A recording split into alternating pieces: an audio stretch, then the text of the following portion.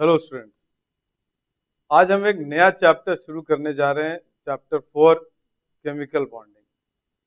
अगर आपको याद हो, हमने पहले मोल कॉन्सेप्ट किया था, फिर एटॉमिक स्ट्रक्चर और पीरियोडिक प्रॉपर्टीज। उन सबको करने का मतलब ही यही था कि हम केमिकल बॉन्डिंग को अच्छे से कर सकें। और एक चीज याद रखिए, केमिस्ट्री में क्या है, मेन चीज तो केमिकल बॉन्डिंग ही है। कौन किससे रिएक्ट करता है, कैसे करता है, क्यों करता है। तो अगर ये चैप्टर आप अच्छे से करेंगे तो आपकी केमिस्ट्री के कॉन्सेप्ट अभी के लिए नहीं, 11th-12th के लिए छोड़ दीजिए, बाद के लिए भी हरदम से क्लियर रहेंगे। और एक बार एटॉमिक स्ट्रक्चर आपने अच्छे से समझ लिया, पीरियोडिक प्रॉपर्टीज आपने अच्छे से समझ ली, तो केमिकल बॉन्डिंग तो एक बहुत आसान काम हो जाता है। एंड आई एम डेफिनेट कि जब आप लोग ये कर लेंगे उसके बाद बोलेंगे कि अरे ये तो बहुत ही आसान है, इतना सोचा नहीं था कि आसान होगा। चलिए let's start with day 1। Day 1 में हम लोग क्या क्या करेंगे। सबसे पहले तो केमिकल बॉन्डिंग होती क्या है पहले हम समझ लें। सी बेसिकली क्या है केमिकल बॉन्ड, क्या है वो फोर्स है जो दो एटम्स, आयंस या मॉलिक्यूल्स को बाइंड करती है एक दूसरे से। तो एक एग्जांपल जैसे ये देता है, ये कोवेलेंट बॉन्ड है और मैंने उसको अलग अलग तरीके से, कंपाउंड दो इथेनॉल ही है, ये इसलिए दिखाया है कि अलग अलग तरीके से कंपाउंड्स ड्रॉ करते हैं। ये लोएस्ट स्ट्रक्चर है, ये सिंपली स्टिक मॉडल है, ये बॉल एंड स्टिक मॉडल है, और ये एक्चुअली एग्जैक्ट शेप है। इसको जब हम स्पेक्ट्रोस्कोपी से करते हैं, लेकिन एज यूजुअल ये एग्जैक्ट शेप बनाना मुश्किल है और समझना भी मुश्किल है। तो ज्यादातर हम लोग लोएस्ट स्ट्रक्चर पे ही बात करेंगे, राइट। चलिए अब आगे बढ़ते हैं। केमिकल बॉन्डिंग में भी थोड़ा हिस्ट्री कर लेते हैं कि सबसे पहले कॉसेल एंड लोइस ने बताया था कि केमिकल बॉन्डिंग होती क्या है। उन्होंने क्या अज्यूम किया, अगेन ये तब की बात है जब हम लोग बोर मॉडल के भी नहीं कर पाए थे, उसके पहले की बात है। तो उन्होंने एक एजम्पशन लिया कि इलेक्ट्रॉन जो न्यूक्लियस होता है उसको बताया था, हम लोग कर्नल बोलते थे, पॉजिटिव कर्नल, वो बीच में रहता है और चारों तरफ एक क्यूब है। क्यूब के 8 कॉर्नर्स होते हैं, तो आठों पे एक इलेक्ट्रॉन रख दिया उन्होंने और ये बोला कि आउटर मोस्ट में 8 ही इलेक्ट्रॉन आ सकते हैं और 8 आने से स्टेबिलिटी बढ़ जाती, क्योंकि क्यूब से उसको उन्होंने रिलेट किया। आज हम जानते हैं कि क्यूब तो शेप होता ही नहीं ऑर्बिटल्स का। ऑर्बिटल्स के शेप हमने करे एटॉमिक स्ट्रक्चर पार्ट में, उनके शेप अलग अलग तरीके के होते, बट समहाउ वी सॉ कि 8 वाला कॉन्सेप्ट काफी हद तक प्रॉब्लम सॉल्व कर देता है और काफी चीजें समझा देता है, जिसको हम बोलते हैं ऑक्टेट रूल। तो ऑक्टेट कंप्लीट होने से उसमें थोड़ा सा स्टेबिलिटी आ जाती है। तो या तो वो अपने आप इलेक्ट्रॉन लेके ऑक्टेट देगा, बर कंप्लीट करेगा, या दे के करेगा, या शेयरिंग करके करेगा। वो कोई भी मेथड लगाएगा अपना ऑक्टेट कंप्लीट करने के लिए। और ये एज आई सेड एक इजी मेथड है समझाने का, लेकिन उसके और भी तरीके हैं करने के जो हम लोग बाद में देखेंगे। तो लुईस स्ट्रक्चर पहले हम लोग सीख लें बनाने का। आप लोगों ने जूनियर क्लासेस में ये किया होगा, जिसको बोलते हैं डॉट एंड क्रॉस। सीएल के आउटर मोस्ट में यहाँ पे अगर हम देखें तो 7 इलेक्ट्रॉन है, जो 7 डॉट्स है, यहाँ पे 7 क्रॉसेस हैं।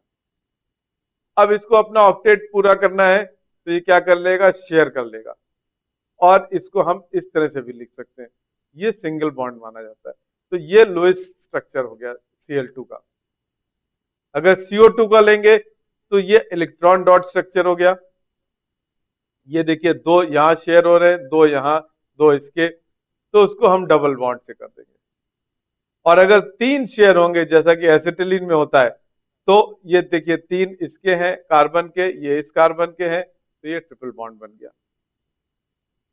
ये आपका डबल बॉन्ड हो गया। तो ये सिंगल बॉन्ड डबल बॉन्ड तो हम लोग लाइन ड्रॉ से करके करते हैं, थोड़ा इजी कर देते हैं, क्योंकि बार बार अगर ये सब बनाना पड़ेगा तो बहुत टाइम लगेगा, टाइम वेस्ट होगा।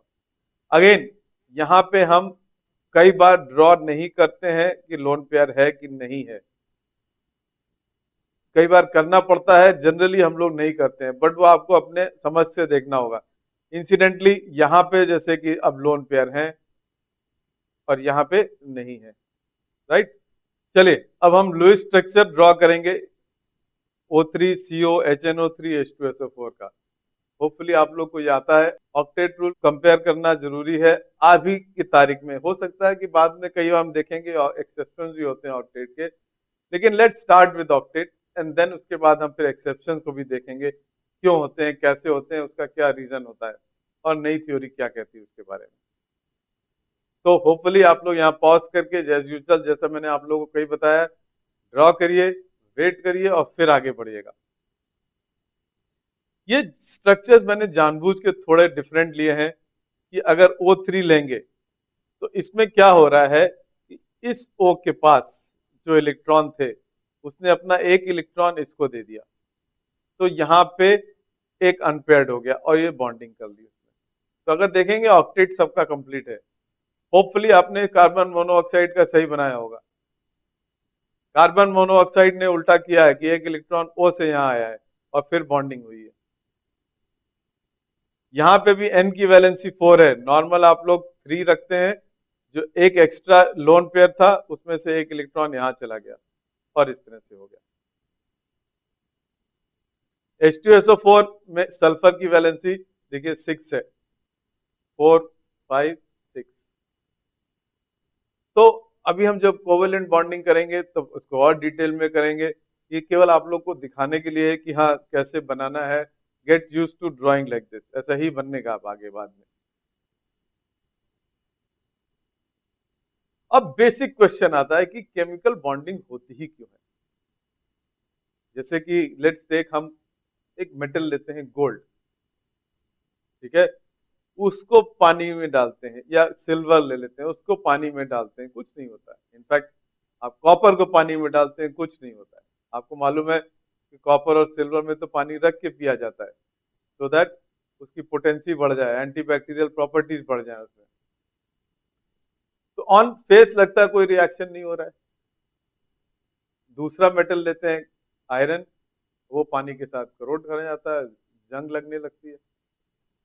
तीसरा मेटल लेते हैं सोडियम, वो तो एक्सप्लोड हो जाता है। सोडियम पोटेशियम तो आप पानी में डालेंगे तो एक्सप्लोड हो जाएगा एकदम से, राइट। तो फिर ऐसा क्यों होता है? Thermodynamics is the answer for that. मतलब क्या है कि अगर रिजल्टेंट प्रोडक्ट की गिव्स एनर्जी कम है देन द रिएक्टेंट, तो रिएक्शन होगा स्पॉन्टेनियस जिसको बोलते हैं, और नहीं तो नहीं होगा। तो सब कुछ बेसिकली थर्मोडायनेमिक्स इसको गवर्न करता है। लेकिन हमने ऑक्टेट रूल और बहुत सारे इजी तरीके बना रखे हैं, उसको हर जगह हम गिव्स एनर्जी नहीं कैलकुलेट कर सकते हैं। तो अब आते हैं केमिकल बॉन्ड के टाइप्स पे। इसको दो में डिवाइड किया मैंने, स्ट्रॉन्ग एंड वीक। स्ट्रॉन्ग में 4 हैं, आयनिक, कोवेलेंट, कोऑर्डिनेट, मेटालिक। वीक में भी 4 हैं, डिस्पर्शन फोर्सेस, ये जिसको हम लोग लंदन फोर्सेस कहते हैं, इसको वैंडरवाल फोर्सेस भी कहा जाता है। Then dipole dipole forces, dipole induced dipole, and finally hydrogen bond. तो strong bond and weak bond में क्लासिफाई इसलिए कर दिया है कि थोड़ा समझने में आसान रहता है, ठीक है। तो टोटल हमने यहाँ देखे 8 टाइप्स के बॉन्ड्स बन रहे हैं। तो लेट अस एक बार हम लोग एक एक करके सबको डील करते हैं, समझाने की कोशिश करते हैं। तो एज यूजुअल हम लोग क्या करेंगे, सबसे पहले आयनिक बॉन्ड से शुरू करेंगे। आयनिक बॉन्ड में क्या होता है कि एक मेटल इन जनरल जो कि इलेक्ट्रॉन जल्दी लूज कर सकता है, और लूज करने के बाद उसका ऑक्टेट कंप्लीट हो जाता है। सोडियम में एक इलेक्ट्रॉन लूज होगा, उसका ऑक्टेट कंप्लीट हो जाएगा। और क्लोरीन में एक इलेक्ट्रॉन कम होता है, उसमें 7 इलेक्ट्रॉन्स होते हैं। तो ये जब इलेक्ट्रॉन ले लेगा, तो अब यहां देखिए इसका ऑक्टेट कंप्लीट है सेकेंड शेल में, इसका ऑक्टेट कंप्लीट है थर्ड शेल में। तो अब ये दोनों स्टेबल हो गए, लेकिन इसके ऊपर +1 चार्ज हो गया, इसके ऊपर -1 चार्ज हो गया। तो इन दोनों के बीच में कूलम्बिक फोर्सेस लगेंगी।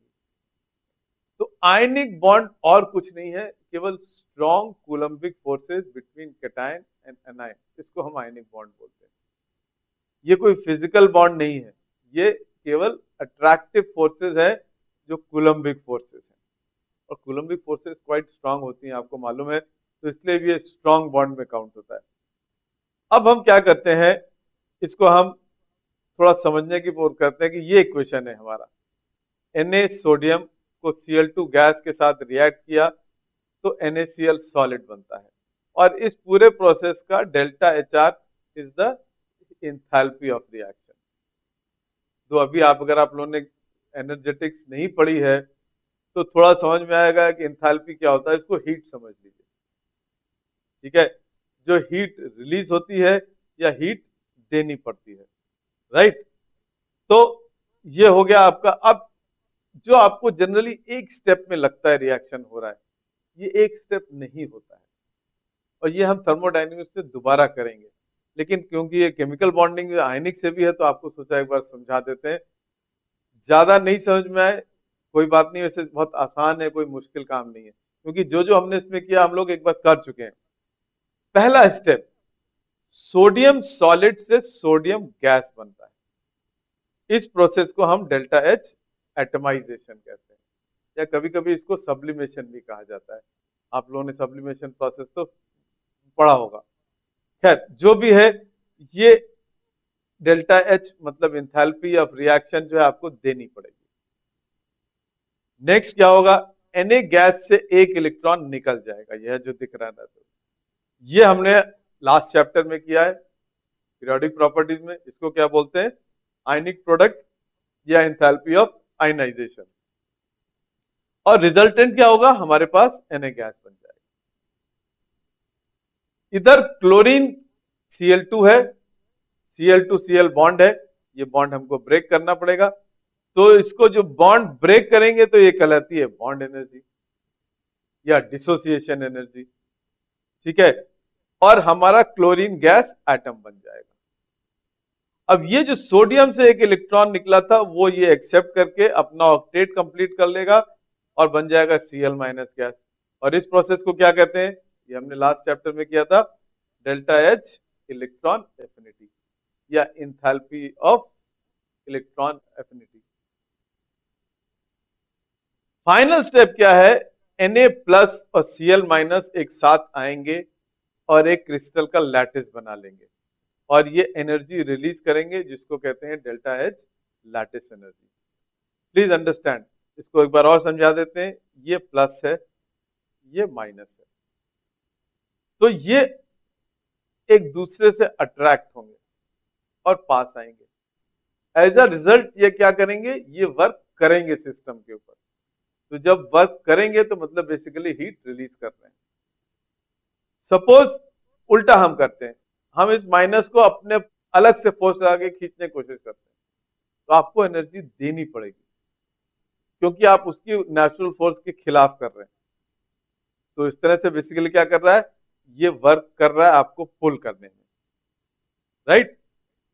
और एक बहुत सिंपल आप लोगों को फॉर्मूला समझा देते हैं जो हम बाद में थर्मोडायनेमिक्स में तो करेंगे ही, कि अगर जिसको बोलते हैं हम लोग कि अगर कोई एक रिएक्शन एक से ज्यादा पार्ट में हो रहा है तो उसकी टोटल एंथैल्पी जो है sum total of individual steps हो रही है।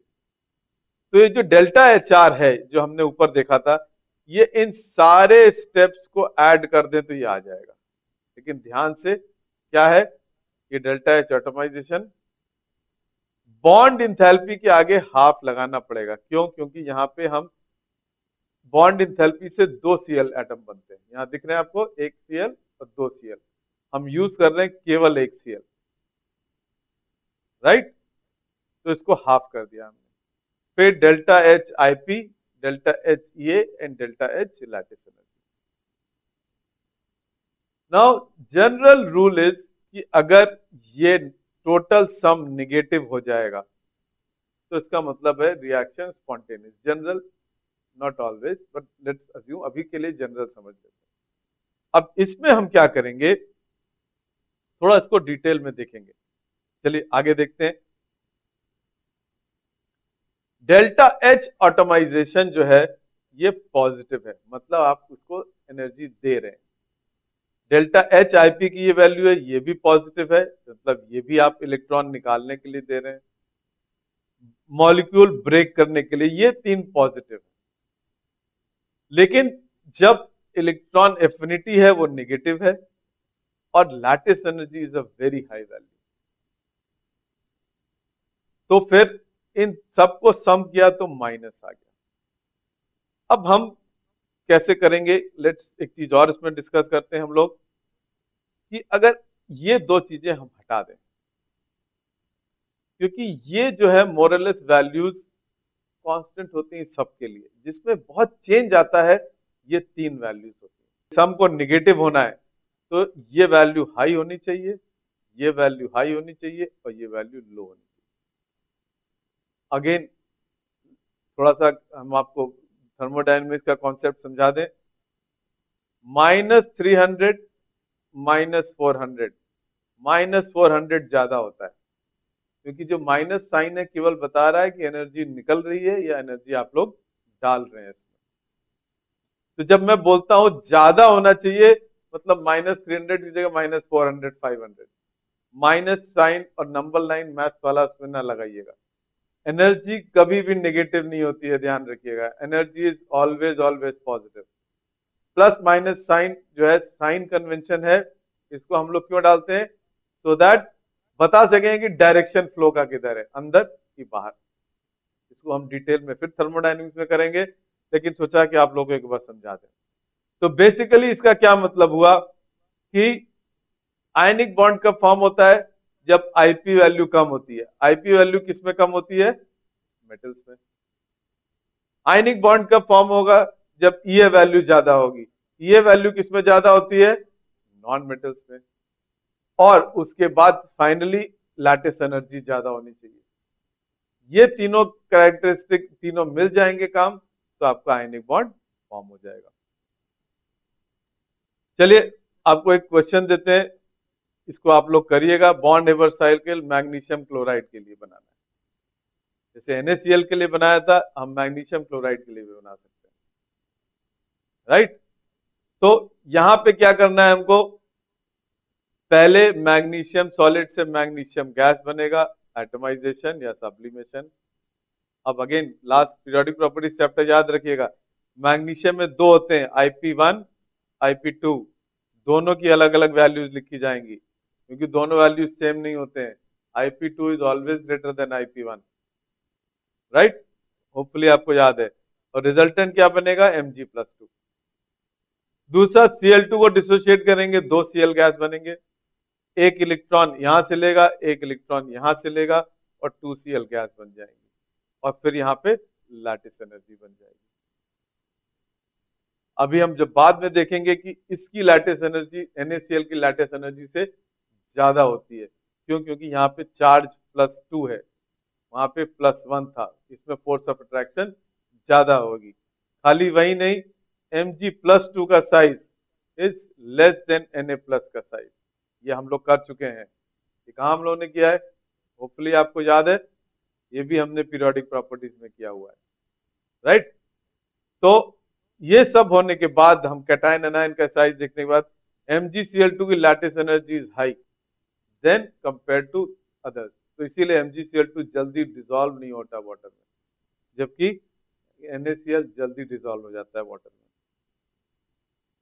अब डेल्टा HR निकालेंगे। अब देखिए ये उससे डिफरेंट हो गया। कैसे, एटमाइजेशन, IP1 IP2, और बॉन्ड एनर्जी पूरी हो गई, लास्ट टाइम हाफ करी थी, और ये दो हो गई, क्योंकि यहाँ पे दो एटम है और इसको नेगेटिव होना है, तो ये तो जल्दी नेगेटिव होगी, क्योंकि ये नेगेटिव होता ही है, ये भी नेगेटिव होता है, और ये दोनों बहुत ज्यादा नेगेटिव होते हैं कंपेयर टू दिस। हाँ, यहाँ पे IP1 IP2 दो लग रहे हैं, दो पॉजिटिव हैं, बट स्टिल वो उसको ओवरकम कर लेंगे। क्लियर।